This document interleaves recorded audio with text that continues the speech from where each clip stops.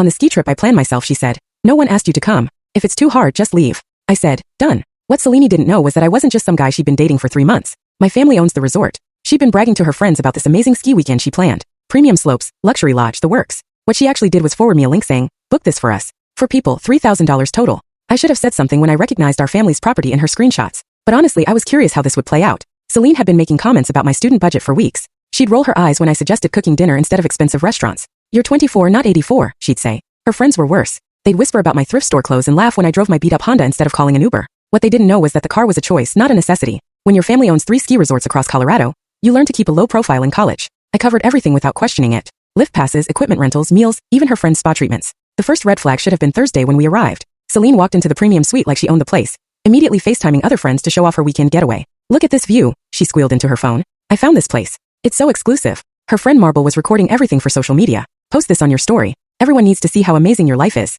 But by Friday morning, they were treating me like their personal ATM. Selene ordered room service breakfast for everyone, $180. Then she booked a private ski lesson for her and the girls, $400. When the instructor asked about payment, she pointed at me without even looking up from her phone.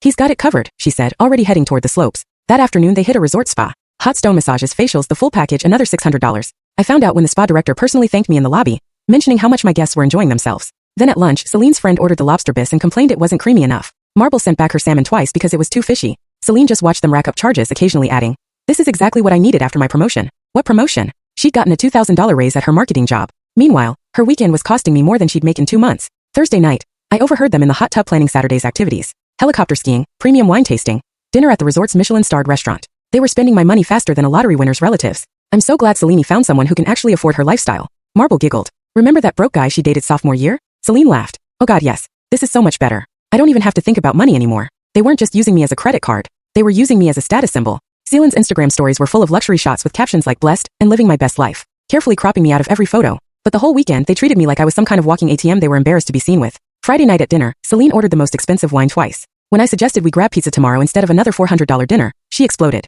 Are you seriously trying to ruin my weekend over money? Nobody asked you to come. If it's too much, walk away. Her friends were nodding along. Yeah, we saved up for this trip. I smiled and pulled out my phone. You're absolutely right. I texted our operations manager, Selene Vera, party, closed their accounts. Family emergency protocol. I have to head out early, I announced, grabbing my jacket. Something came up. 20 minutes later, my phone buzzed. Selene panicking. They just cut off our room access and canceled our lift passes. They're saying the owner needs everything back immediately, I replied. Wow, that's terrible timing. They spent Saturday night in a budget in 2 hours away. No luxury anything. Monday morning, Selene called crying. I'm so sorry about what I said. Can you help me figure out who owns that resort? I want to file a complaint. I laughed. Sure.